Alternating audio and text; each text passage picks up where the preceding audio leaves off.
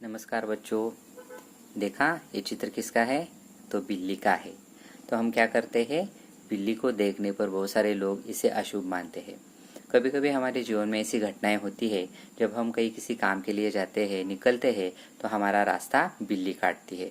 तो हम क्या सोचते हैं कि अब हमारा काम नहीं होगा। तो हम क्या करते हैं, दूसरे कोई आदमी जाने की हम राह देखते हैं, या अगर कोई नहीं गया तो फिर क्या करते हैं, उल्टे 5 पैर वापस लौट आते हैं और फिर अपने काम के लिए चले जाते हैं। यानी हमारे दिल में या हमारे समाज में क्या है कि यह अंधश्रद्धा है, अंधविश्वास है कि अगर हमारा रास्ता बिल्ली काटती है तो क्या होता है, हमारा काम नहीं होता, ऐसी हमारी धारणा होती है। परंतु इस ऐसे समय में क्या होता है कि कभी कभी बिल्ली रास्ता काटती है तो हम दूसरे की राह देखते हैं, और अगर कोई आता है तो उसे भी जब यह पता चलता है कि यह बिल्ली काटने के कारण रुक गया है तो वह भी वही ठहर जाता है।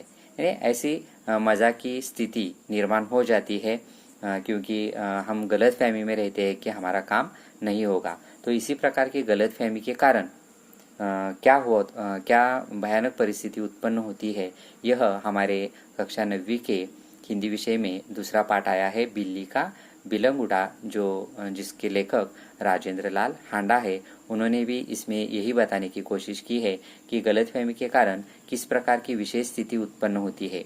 यह लेखक और उनके नौकर अमरू और एक बिल्ली के बिलंग उड़ा के माध्यम से हमें बताने की कोशिश की है। तो चलिए देखते हैं दूसरा पाठ, बिल्ली का बिलंग उड़ा। तो गद्य संबंधी में देखिए, हास्य कहानी। हास्य कहानी यानी क्या? जीवन की किसी घटना का रोचक प्रवाही वर्णन कहानी होता है। यानी जीवन की किसी घटना का अगर हम वर्णन करते हैं तो वह रोचक और प्रवाही इस प्रकार का वर्णन होता है, उसे कहानी कहा जाता है। इसमें किसी सत्य का उद्घाटन होता है। यह कहानी हमें सत्य बताने के लिए दी जाती है। हास्य कहानी में इसके हल्के फुल्के हंसी के अंदाज में प्रस्तुत किया जाता है। तो हास्य कहानी किसे कहा जाता है? तो जो कहानी है वह हल्के फुल्के हंसी के अंदाज में प्रस्तुत किया जाता है, उसे हास्य कहानी कहा जाता है। तो देखिए, प्रस्तुत पाठ में लेखक हांडा जी ने हास्य के माध्यम से गलतफहमी के कारण उत्पन्न विशेष स्थितियों का वर्णन किया है। यानी अगर हम किसी घटना में गलतफहमी हमें होती है तो उसके कारण किस प्रकार की हंसी उत्पन्न होती है, किस प्रकार की विशेष स्थिति होती है, उसका वर्णन इस पाठ में किया गया है। तो चलिए देखते हैं दूसरा पाठ, बिल्ली का बिलंग उड़ा। तो देखिए पाठ दूसरा, बिल्ली का बिलंग उड़ा, जिसके लेखक है राजेंद्र लाल हांडा। एक समय था जब घरों में बिल्ली का आना जाना बुरा समझा जाता था, परंतु आजकल की परिस्थिति के कारण पुरानी विचारधारा और परंपरा एकदम घपले में पड़ गई है। वही विचार ठीक समझा जाता है जिससे काम चले। पिछले दिनों हमारे घर में बहुत चूहे हो गए थे। उन्हें घर से निकालने के बहुतेरे प्रयत्न किए गए, पर हमारी एक न चली। आटे और अनाज के लिए लोहे के ढोल बनवाए गए। यह उपाय कुछ दिनों तक कारगर रहा, परंतु आंख बचाकर चूहे इन ढोलों में भी घुसने लगे। इस समस्या पर कई मित्रों से परामर्श किया गया। आखिर यह फैसला हुआ कि घर में एक बिल्ली पाली जाए। इस प्रस्ताव पर किसी को आपत्ति न थी। तो देखिए, एक समय था, पुराना समय ऐसा था कि जब घरों में बिल्ली का आना जाना बुरा समझा जाता था। यहाँ तक कि हम अगर किसी काम के लिए निकलते हैं और बिल्ली ने रास्ता काटा तो हम वह काम नहीं करते थे, क्योंकि वह काम नहीं होगा, ऐसी अंधश्रद्धा थी। परंतु आजकल की परिस्थिति क्या हो गई है? आजकल पुरानी विचारधारा और परंपरा एकदम घपले में पड़ गई है। वह हमारे बर्ताव से निकल गई है कि हम पुरानी विचारधारा और परंपरा को अब नहीं मानते। वही विचार ठीक समझा जाता है जिससे काम चले। यानी हम वही ठीक समझते हैं, वही विचार ठीक समझते हैं जिससे हमारा काम चलता है। हम पुरानी विचारधारा को नहीं मानते। पिछले दिनों लेखक के घर में क्या हुए, बहुत चूहे हुए थे, और इसलिए उन्होंने घर से उन्हें निकालने के लिए बहुत सारे प्रयत्न उन्होंने किए, परंतु उनकी एक न चली। फिर क्या हो रहा था कि चूहे घर में बार बार आ ही रहे थे। आटे और अनाज के लिए उन्होंने लोहे के ढोल बनवाए, बड़े से पीपे बनवाए। फिर भी क्या हुआ कि वह उपाय कुछ दिन तक कारगर रहा। यानी वह जो उपाय है कुछ दिनों तक ही क्या हुआ, प्रभावी रहा यानी उपयोगी रहा, कारगर यानी उपयोगी या प्रभावी। परंतु आग बचाकर चूहे क्या करते थे, इन ढोलों में भी घुसने लगे। तो इस समस्या पर उन्होंने अपने मित्रों से परामर्श किया। परामर्श करना मुहावरा है राय लेना। तो अपने मित्रों से उन्होंने राय ली कि इन चूहों की जो समस्या है उसके लिए मैं क्या कर सकता हूँ। तो बहुत सारे मित्रों ने क्या किया, उन्हें सलाह दी। तो आखिर उन्होंने यह फैसला किया कि घर में एक बिल्ली पाल ली जाए। इस प्रस्ताव पर किसी को आपत्ति नहीं थी, किसी को भी दुविधा नहीं थी कि चलो कि दूसरा कोई और उपाय करे। तो आखिर में यह निश्चित हुआ कि चूहों को हटाने के लिए अब घर में क्या की जाए, एक बिल्ली पाल ली जाए। आगे देखिए, चुनांचे एक बिल्ली लाई गई। उसकी खूब खातिर होने लगी। कभी बच्चे दूध पिलाते, कभी रोटी देते। उसने विधिपूर्वक चूहों का सफाया शुरू कर दिया। देखते ही देखते चूहे घर से गायब हो गए। सब लोग बड़े खुश हुए। बिल्ली प्रायः सब लोगों की थाली से जूठन ही खाती, इसलिए हमें इसका कोई खर्च भी नहीं पड़ा। 2 महीने बाद वह समय आ गया जब हम चूहों को तो भूल गए और बिल्ली से तंग आ गए। हमने सोचा चूहे तो खाली अनाज ही खाते थे, कम से कम परेशान तो नहीं करते थे। यह बिल्ली खाने में भी कम नहीं और हमें तंग भी करती रहती है। उसके प्रति हमारा व्यवहार बदल गया। तो जब बिल्ली पालने का प्रस्ताव सबने मंजूर किया तो क्या हुआ कि चुनांचे एक बिल्ली लाई गई। चुनांचे नहीं इसलिए एक घर में उन्होंने बिल्ली लाई गई। उसकी खूब खातिर सब लोग करने लगे। कभी कभी बच्चे उसे दूध पिलाते, कभी रोटी देते। तो बिल्ली ने भी अपना जो काम है चूहों का सफाया करना वह विधिपूर्वक शुरू किया। यानी बिल्ली को किस लिए लाया गया था कि ताकि वह चूहों का सफाया कर सके, और वह उसने काम भी शुरू कर दिया। देखते ही देखते चूहे क्या होने लगे, घर से गायब होने लगे, यानी चूहों की संख्या अब कम होने लगी। तो सब लोग क्या हो गए, बड़े खुश हुए। बिल्ली भी प्रायः क्या करती, प्रायः यानी हमेशा क्या करती, सब लोगों की थाली से जूठन ही खाती। जूठन यानी बचा खुचा खाना, तो वह खाती। इसलिए उन्हें कोई बिल्ली के लिए कोई और खर्चा भी नहीं करना पड़ता। इस तरह 2 महीने बीत गए और 2 महीनों के बाद वह समय आ गया जब लोग घर के सब लोग चूहों को तो भूल गए, परंतु अब बिल्ली से तंग आ गए। तंग आ जाना यानी परेशान होना। तो यह एक मुहावरा है। तो सब लोग अब चूहों से नहीं बल्कि बिल्ली से तंग आ गए, परेशान हो गए। उन्होंने सोचा कि चूहे तो खाली अनाज ही खाते थे, कम से कम परेशान तो नहीं करते थे, परंतु बिल्ली क्या करती है, खाने में भी वह कम नहीं थी और तंग तो बहुत ज़्यादा करती थी। इसलिए सब लोगों का उसके प्रति यानी बिल्ली के प्रति अब व्यवहार बदलने लगा। यानी धीरे धीरे लोग क्या करने लगे, जो उसे सब लोगों को बिल्ली अच्छी लगती थी तो उन्हें अब वह बिल्ली अच्छी नहीं लगने लगी। बिल्ली भी कम समझदार जानवर नहीं। जो शेर के काबू में नहीं आई वह हमसे कैसे मात खा जाती। उसने भी अपना रवैया बदल दिया। हमारे आगे पीछे फिरने की बजाय वह रसोई के आसपास कोने में दुबक कर बैठ जाती। जब मौका लगता मजे से जो जी में आता खाती। इस तरह चोरी करते बिल्ली कई बार पकड़ी गई। एक दिन सुबह उठते ही मैं रसोई में कुछ लेने गया। देखता हूँ कि कड़े हुए दूध का दही जो रात को बड़े चाव से जमाया गया था, बिल्ली खूब मज़े से खा रही है। तो सबका बिल्ली के प्रति व्यवहार बदल गया, परंतु बिल्ली भी कम समझदार जानवर नहीं थी, वह भी बहुत होशियार थी। जो शेर को आज तक काबू में नहीं आई वह हमसे कैसे मात खाती। यानी लेखक क्या कहते कि हमसे मात खाना यानी पराजित होना। यानी बिल्ली भी लेखक के घर वालों से पराजित नहीं हुई, उसने भी अपना रवैया बदल दिया। यानी रवैया यानी व्यवहार, तो उसने भी अपना व्यवहार सबके प्रति बदल दिया। वह क्या करने लगी, उनके आगे पीछे फिरने की बजाय वह रसोई के आसपास कोने में दुबक कर बैठ जाती। यानी पहले वह क्या करती थी, खाना उसे मिले इसलिए वह सबके आगे पीछे करती थी, परंतु अब वह क्या करने लगी, रसोई के किसी एक कोने में वह क्या करती थी, दुबक कर बैठ जाती थी। दुबक कर बैठ जाती थी यानी कि वह क्या करती थी, घात लगाकर वह बैठ जाती थी। तो इस तरह से जब उसे मौका मिलता तो वह क्या करती थी, मजे से जो उसके जी में आए जो दिखाई दे वह क्या करती थी, खा लेती थी। इस तरह से चोरी करते बिल्ली कई बार पकड़ी गई। एक दिन तो क्या हुआ, सुबह सुबह जब रसोई घर में लेखक कुछ लेने गए थे तो उन्होंने देखा कि कड़े हुए दूध का जो दही रात को जमाया गया था, उस दही को वह बड़े ही मजे से खा रही थी। इस तरह बिल्ली ने भी क्या किया, अपना रवैया, अपना व्यवहार सबके प्रति बदल दिया है। अब चिंता हुई कि बिल्ली से कैसे पीछा छुड़ाया जाए।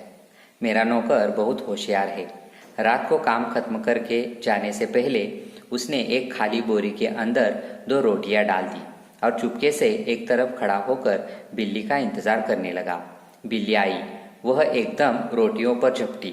नौकर ने तुरंत बोरी का एक सिरा पकड़कर उसे ऊपर से बंद कर दिया। रस्सी के साथ बोरी का मुंह बांध दिया गया। चूंकि अब रात के 10 बजे थे, मैंने अपने नौकर अमरू से कहा कि सवेरे बिल्ली को कहीं दूर छोड़ आए, जिससे वह इस घर में वापस न आ सके। इस तरह से अब बिल्ली से सब परेशान हो गए थे, इसलिए अब सबको चिंता थी कि भाई बिल्ली से पीछा कैसे छुड़ाया जाए। उनका एक नौकर था जिसका नाम था अमरू। वह बहुत होशियार था। वह रात को काम खत्म करके जाने से पहले उसने क्या किया, एक खाली बोरी ले ली और उसके अंदर 2 रोटियां डाल दी और चुपके से एक तरफ खड़ा होकर बिल्ली का इंतजार करने लगा। उसी वक्त वहां बिल्ली आ गई और वह एकदम रोटियों पर झपटी, क्योंकि उसे चुराकर खाने की आदत पड़ गई थी, इसलिए वह रोटियों पर झपटी। तुरंत नौकर ने क्या किया, बोरी का एक सिरा पकड़कर उसे उस बोरी में बंद कर दिया। तो तुरंत उसने क्या किया, रस्सी के साथ मोरी का मुंह बांध दिया। और चूंकि अब क्या हुआ था कि रात के 10 बजे थे, इसलिए लेखक ने नौकर अमरू से कहा कि सवेरे बिल्ली को कहीं दूर छोड़कर तुम आ जाओ, जिससे वह इस घर में वापस न आ सके। इस तरह से उस बिल्ली से पीछा छुड़ाने के लिए यहाँ यह एक प्रयोग किया गया। उसके बाद देखिए, सब लोगों को चाय पिलाते पिलाते अमरू को अगले दिन 8 बज गए। मैंने याद दिलाया कि उसे बिल्ली को भूली भटियारीन की तरफ छोड़कर आना है। बोरी कंधे पर लटका अमरू चल दिया। बात आई गई हो गई। मैं हजामत और स्नान आदि में व्यस्त हो गया, क्योंकि 9:30 बजे दफ्तर जाना था। गुसलखाने में मुझे जोर का शोर सुनाई दिया। मैं नहाने में व्यस्त था और कुछ गुनगुना रहा था, इसलिए मेरा ध्यान उधर नहीं गया। 2 मिनट के बाद ही फिर शोर हुआ। इस बार मैंने सुना कि मेरे घर के सामने कोई आवाज लगा रहा है। आपका नौकर पकड़ लिया गया है। अगर आप उसे छुड़ाना चाहते हैं तो छप्पर वाले कुएं पर पहुंचिए। तो देखिए यहाँ क्या हुआ। तो दूसरे दिन क्या हुआ कि अमरू सब लोगों को चाय पिला रहा था और चाय पिलाते पिलाते सुबह के 8 बज गए। तो लेखक ने उसे याद दिलाया कि तुम्हें क्या करना है, बिल्ली को लेकर भूली भटियारीन की तरफ उसे छोड़कर आना है। तो इसलिए उसने क्या किया, बोरी अपने कंधों पर वह लटक कर चला गया। बात आई गई हो गई, यानी कि थोड़ी देर हो गई और लेखक भी अपने हमेशा दफ्तर जाने के लिए, हमेशा के काम करने के लिए वह व्यस्त हो गए। इसलिए उन्होंने हजामत और स्नान आदि में वे व्यस्त हो गए, क्योंकि 9:30 बजे उन्हें दफ्तर जाना था, ऑफिस जाना था। इसलिए वे हजामत यानी कि दाढ़ी बनाना, जिसे हम शेविंग कहते हैं, वह करने के लिए और स्नान करने के लिए वे चले गए। गुसलखाने में उन्हें जोर का शोर सुनाई दिया। गुसलखाना यानी नहाने की जगह, बाथरूम। तो वहाँ वे क्या कर रहे थे, उन्हें जोर का शोर सुनाई दिया और वे नहाने में व्यस्त थे और कुछ गुनगुना रहे थे, इसलिए उन्होंने ज़्यादा ध्यान उसकी तरफ नहीं दिया। परंतु 2 मिनट के बाद क्या हुआ, फिर से शोर हुआ और इस बार जो शोर उन्होंने सुना वह सीधे उनके घर के सामने था और कोई आवाज़ लगा रहा था कि आपका नौकर पकड़ लिया गया है। अगर आप उसे छुड़ाना चाहते हैं तो छप्पर वाले कुएं पर आकर पहुंचिए। इस प्रकार किसी ने उन्हें कहा। तो आगे देखिए, मैं हैरान हुआ कि क्या बात है। समझा शायद अमरू किसी की साइकिल से टकरा गया हो, शायद साइकिल वाले का कुछ नुकसान हो गया हो और उसने अमरू को धर पकड़ा हो। रही आदमी इकट्ठे होने की बात, यह काम दिल्ली में मुश्किल नहीं और फिर करोल बाग में तो बहुत आसान है, जहाँ सैकड़ों आदमियों को पता ही नहीं कि वे किधर जाए और क्या करे। खैर उधर जा ही रहा था कि रास्ते में खाली बोरी लटकाए अमरू आता हुआ दिखाई दिया। वह खूब खिलखिलाकर हंस रहा था। उसे डांटते हुए मैंने पूछा, अरे क्या बात हुई? तूने आज सुबह ही सुबह क्या गड़बड़ की जो इतना शोर मचा और मोहल्ले के लोग तुझे मारने को दौड़े? तो देखिए कि यहाँ क्या हुआ कि जब घर के सामने कोई आवाज़ लगा रहा था कि आपके नौकर को पकड़ लिया गया है, तब लेखक हैरान हुए कि क्या बात हो गई कि उसे पकड़ लिया गया। तो वे समझे कि शायद अमरू ने किसी साइकिल वाले से वह टकरा गया होगा और साइकिल वाले का कुछ नुकसान हो गया होगा और उसने अमरू को धर लिया होगा, पकड़ लिया होगा। और रही आदमी इकट्ठा होने की बात, तो यह काम दिल्ली में मुश्किल नहीं और फिर करोल बाग यानी उनका जो मोहल्ला था वहाँ तो बहुत आसान था। यानी सैकड़ों आदमियों को पता ही नहीं होता कि वे किधर जाए और क्या करे, इसलिए अगर कोई घटना हो तो वहाँ बहुत सारे लोग इकट्ठे हो जाते हैं। खैर लेखक कहते हैं, खैर उधर जा ही रहा था, यानी उस छप्पर वाले कुएं पर वे जा रहे थे कि रास्ते में खाली बोरी लटकाए अमरू आता हुआ दिखाई दिया। यानी उन्होंने देखा कि अमरू आ रहा है और आते वक्त वह खिलखिलाकर हंस भी रहा है। तो उसे डांटते हुए लेखक ने पूछा कि अरे क्या बात है, तूने आज सुबह ही सुबह क्या गड़बड़ की जो इतना शोर मचा और मोहल्ले के लोग तुझे मारने को दौड़े? अमरू को कुछ कहना नहीं पड़ा। उसके पीछे कुछ आदमी आ रहे थे। उन्होंने मुझे सारा मामला समझा दिया।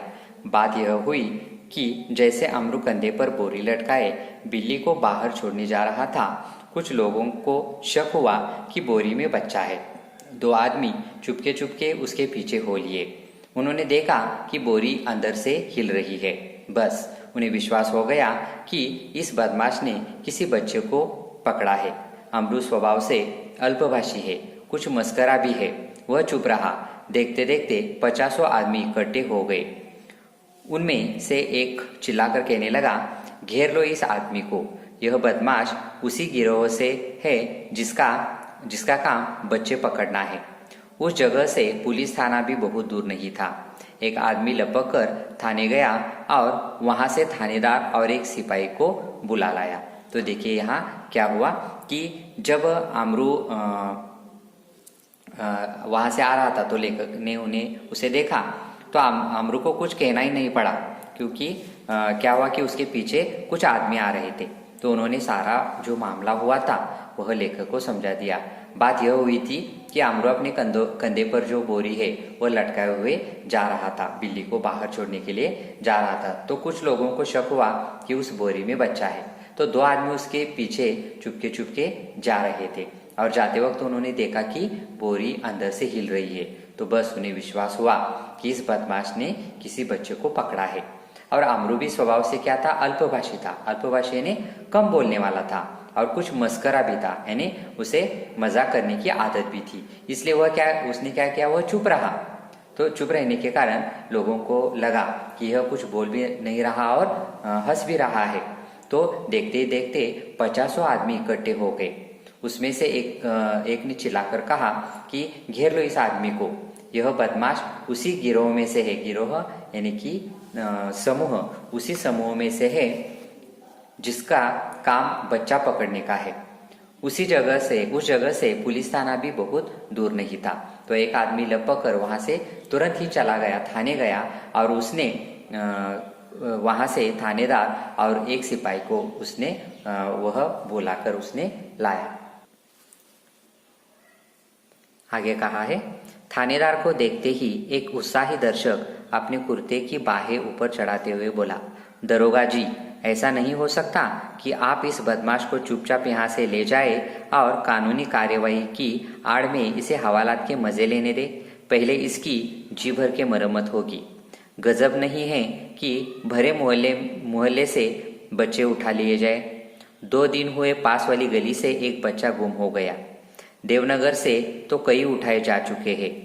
आप बाद में इसके साथ चाहे जो करे, पहले हम लोग इसकी पिटाई करेंगे। भीड़ में से दसियों ने इस सुंदर प्रस्ताव का समर्थन किया और लोग अमरू को पीटने के लिए मानो तैयार होने लगे। तो देखिए, जब थानेदार को सिपाही के साथ लोगों ने देखा तो एक उत्साही दर्शक उसने क्या किया, अपने कुर्ते की बाहें ऊपर चढ़ा ली और ऊपर चढ़ाते हुए बोला कि दरोगा जी, ऐसा नहीं हो सकता कि आप इस बदमाश को चुपचाप यहाँ से ले जाए और कानूनी कार्यवाही की आड़ में इसे हवालात के मजे लेने दे। इसलिए पहले हम क्या करेंगे, जी भर के इसकी मरम्मत होगी, हम उसे पीटेंगे। गजब नहीं कि भरे मोहल्ले से बच्चे उठा लिए जाए, यानी कोई भी नहीं क्या नहीं करेगा, फिर से ऐसी कोशिश करेगा कि भरे मोहल्ले से बच्चे उठा लिए जाए। और 2 दिन हुए, पास वाली गली से एक बच्चा गुम हो गया है और देवनगर से तो कई बच्चे उठाए जा चुके हैं। इसलिए आप बाद में इसके साथ जो चाहे कीजिए, पहले हम क्या करेंगे, इसकी जी भर के पिटाई करेंगे। इसलिए भीड़ में से दसियों आदमियों ने इस सुंदर प्रस्ताव को क्या किया, हाँ कहा और सब लोग अमरू को पीटने के लिए मानो तैयार हो गए। उन दिनों दिल्ली में बड़ी सनसनी फैली हुई थी। नगर के सभी भागों से बच्चों के उठाए जाने की खबरें आ रही थी। 1-2 बार पत्रों में यह छपा कि जमुना के पुल पर कुछ आदमी पकड़े गए जिन्होंने बोरियों में बच्चे बंद किए हुए थे। स्कूलों से बच्चे बहुत सावधानी से लाए जाते थे। पार्कों में और बाहर गलियों में बच्चों का खेलना कूदना बंद हो चुका था। दिल्ली नगरपालिका और संसद में इसी विषय पर अनेक सवाल जवाब हो चुके थे। इसलिए इस मामले में राजधानी के सभी नागरिकों की दिलचस्पी थी। आश्चर्य इस बात का नहीं कि लोगों ने अमरू पर संदेह क्यों किया, बल्कि इस बात का था कि उन्होंने अभी तक उसकी मार पिटाई शुरू क्यों नहीं कर दी। वातावरण में सनसनी और तनाव की कमी न थी। तो देखिए क्या हुआ यहाँ कि जो कुछ दिनों पहले दिल्ली में एक बड़ी सनसनी खबर फैली हुई थी कि नगर के सभी भागों से बच्चों को उठाए जाने की खबरें आ रही थी। 1-2 बार पत्रों में भी क्या हुआ था, यह जो घटना है वह छपी हुई थी। और एक ऐसी थी कि जमुना के नदी के पुल पर कुछ आदमी पकड़े गए हैं जिन्होंने बोरियों में क्या किया था, बच्चों को बंद किया था। और इसके कारण क्या हुआ कि स्कूलों से बच्चों को क्या करते, माता पिता बहुत सावधानी से अपने घर को वापस लाते थे। पार्कों और बाहर गलियों में बच्चों का खेलना कूदना बंद हो चुका था। दिल्ली नगरपालिका और संसद में भी इसी विषय पर अनेक सवाल जवाब हो चुके थे। इसलिए इस मामले में राजधानी के सभी नागरिकों को दिलचस्पी थी। परंतु आश्चर्य इस बात का नहीं कि लोगों ने अमरू पर संदेह क्यों किया, यानी उस पर संदेह करना कोई आम बात नहीं थी, क्योंकि उसी प्रकार की घटना दिल्ली में हर रोज घट रही थी। बल्कि इस बात का आश्चर्य हुआ था कि लोगों ने अभी तक उसे मारा क्यों नहीं, मार पिटाई क्यों शुरू नहीं कर दी, क्योंकि वातावरण में बहुत क्या हुई थी, सनसनी फैली हुई थी और तनाव भी फैला हुआ था, वह कम नहीं था। इसलिए अभी तक उसे क्यों नहीं मारा गया, इस प्रकार का विचार यहाँ लोग कर रहे थे। आगे देखिए, अगर थानेदार और पुलिस का सिपाही वहां न होते तो अब तक अमरू पर भीड़ टूट पड़ी होती। थानेदार ने आते ही अमरू की कलाई पकड़ ली और पूछा, बोल, यह बच्चा तूने कहाँ से उठाया है और इसे तू कहाँ ले जा रहा है? बता, कहाँ है तेरे और साथी? आज सबका सुराग लगा कर ही हटूंगा। अमरू अब तक तो दिल में हंस रहा था, मगर थानेदार की धमकियों से कुछ घबरा गया। दबी आवाज में वह थानेदार से बोला, सरकार, मैंने किसी का बच्चा नहीं उठाया, न मैं बदमाश हूँ। मैं तो एक भले घर का नौकर हूँ, रोटी चौका करता हूँ और अपना पेट पालता हूँ। तो देखिए, लोगों ने अब तक उसे क्यों नहीं मारा था, क्योंकि एक थानेदार और पुलिस सिपाही वहां थे। इसलिए अब तक अमरू पर वह भीड़ नहीं टूट पड़ी थी, उन्होंने उसे नहीं मारा था। परंतु थानेदार ने अब क्या किया, गुस्से से अमरू की कलाई पकड़ ली और उसे पूछा कि बोल, यह बच्चा तूने कहाँ से उठाया है और इसे तू कहाँ ले जा रहा है? तेरे और साथी कहाँ हैं? आज सबका मैं सुराग लगाकर ही क्या करूँगा, इस घटना से हटूंगा। ऐसे उस थानेदार ने कहा। तो अमरू अब तक क्या कर रहा था, दिल में हंस रहा था, उसे मजाक लग रहा था मगर थानेदार की धमकी से वह कुछ घबरा गया और दबी आवाज में, धीमी आवाज में वह थानेदार से बोला कि सरकार, मैंने किसी का बच्चा नहीं उठाया है और मैं नहीं बदमाश हूँ। मैं तो एक भले घर का नौकर हूँ, सिर्फ रोटी चौके का काम करता हूँ और अपना पेट पालता हूँ। इस प्रकार वह थानेदार के सामने गिड़गिड़ाने लगा है। परंतु इतना कहने पर वह जो भीड़ थी वह चुप नहीं हो गई। तो देखिए आगे क्या हुआ। जो आदमी थानेदार को बुलाकर लाया था क्रोध में आकर बोला, क्यों बकता है बे? दरोगा जी, ऐसे नहीं यह मानेगा, 2-4 बेंत रसीद कीजिए। दरोगा ने बगल से निकालकर बेंत अपने हाथ में ली ही थी कि अमरू नम्रतापूर्वक झुका और बोला, सरकार, आप जितना चाहे मुझे पीट ले, पहले यह तो देख ले कि इस बोरी में है क्या। हुक्म हो तो चलिए थाने चले। यद्यपि थानेदार इस बात पर राजी हो गए थे, पर भीड़ कब मानने वाली थी? भी नहीं होगा। हम सब इस आदमी की बदमाशी के गवाह है, मामला कभी दबने नहीं देंगे। थानेदार डर गए कि उनकी नीयत पर लोगों को शक हो रहा है। उन्होंने अमरू से कहा, अच्छा, बोरी को नीचे रखो, इसका मुंह खोलो। तो देखिए क्या हुआ कि जिस आदमी ने थानेदार को वह बुलाकर लाया था, वह क्रोध में आकर, गुस्से में आकर वह बोलने लगा कि तुम रोटी चौका करते हो, भले आदमी हो, यह सब झूठ है, तू क्यों बक रहा है? दरोगा जी, यह ऐसे नहीं मानेगा। आप क्या कीजिए, 2-4 बेत उसे रसीद कीजिए, यानी 2-4 बेत से उसे मारिए, तब तक वह सच नहीं बोलेगा। तो दरोगा जी ने भी बगल से वह बेत निकालकर अपने हाथ में रख ली। तो अमरू ने नम्रतापूर्वक अपना सिर झुकाया और बोला कि सरकार, आप मुझे जितना चाहे मार लीजिए, जितना चाहे पीट लीजिए, पहले यह तो देख लीजिए कि इस बोरी में है क्या। हुक्म हो तो थाने चलिए, वहां जाकर मैं आपको दिखाऊंगा। परंतु थानेदार ने इस बात पर राजी होने से पहले ही भीड़ जो है वह मानने वाली नहीं थी। भीड़ में से लोग चिल्ला उठे कि हरगिज नहीं, ऐसा कभी नहीं होगा। हम सब ने इस आदमी की बदमाशी देखी है, इस आदमी के बदमाशी के हम गवाह हैं। मामला जो है उसे हम दबने नहीं देंगे, इसमें बच्चा है और वह हम भी देखना चाहते हैं। तो ऐसा कहने पर थानेदार डर गए। उन्हें लगा कि अपनी नीयत पर लोग शक कर रहे हैं, अगर मैं थाने जाकर यह देखूंगा तो लोग मुझ पर शक करेंगे। इसलिए उन्होंने वही अमरू से कहा कि अच्छा, बोरी में बच्चा नहीं है तो वह बोरी जो है वह नीचे रखो, इसका मुंह खोलो, उसमें क्या है हम सब देखते हैं। तो अमरू शांतिपूर्वक नीचे बैठ गया और धीरे से उसने बोरी का मुंह खोल दिया। जैसे ही बोरी का मुंह खुला, बिल्ली का बिलंगुड़ा छलांगे मारता हुआ एक तरफ भाग गया और लोग देखते ही रह गए। थानेदार की भी समझ में न आया कि अब क्या करे। वह थाने की तरफ मुड़ा और एक तांगे वाले की पीठ पर बेंत मारते हुए बोला, जानते नहीं कि रास्ते में तांगा खड़ा नहीं करना चाहिए? इस प्रकार अपनी झेप मिटाने का यत्न करते हुए दरोगा जी चले गए और अमरू हंसता हुआ घर वापस आ गया। तो देखिए आखिर में क्या हुआ। अमरू ने अत्यंत शांततापूर्वक क्या किया, वह नीचे बैठ गया और धीरे से उसने अपने पास जो बोरी थी उसका मुंह खोल दिया। और जैसे ही बोरी का मुंह खोल दिया, वो जो बिल्ली का बिलंगुड़ा था वह छलांग मारते हुए एक तरफ भाग गया और लोग सिर्फ देखते रह गए। लोगों को लग रहा था कि उसमें बच्चा था, परंतु उसमें बच्चा नहीं बल्कि एक बिल्ली का बिलंगुड़ा था। थानेदार की समझ में भी न आया कि अब वह क्या करे, क्योंकि उसे भी लग रहा था कि उसमें बच्चा है और अब यहाँ बच्चा नहीं बल्कि वहाँ एक बिल्ली का बिलंगुड़ा निकल आया। तो अब क्या करे, इसलिए उसने भी क्या किया, वह थाने की तरफ मुड़ा और जाते वक्त एक तांगे वाले की पीठ पर उसने बेंत मारी और बोला कि जानते नहीं कि रास्ते में तांगा खड़ा नहीं करना चाहिए। इस प्रकार वह अपनी झेप यानी वह शर्मिंदा हो गया था कि वह क्या करने के लिए आया था, बच्चा लेकर जाने वाले समूह को या गिरोह को वह पकड़ने के लिए आया था, परंतु वहाँ वह असफल रहा। इसलिए वह शर्मिंदा हो गया था। वह शर्मिंदगी मिटाने का प्रयत्न करते हुए दरोगा जी चला गया और अमरू जो है वह हंसता हुआ वापस घर आया।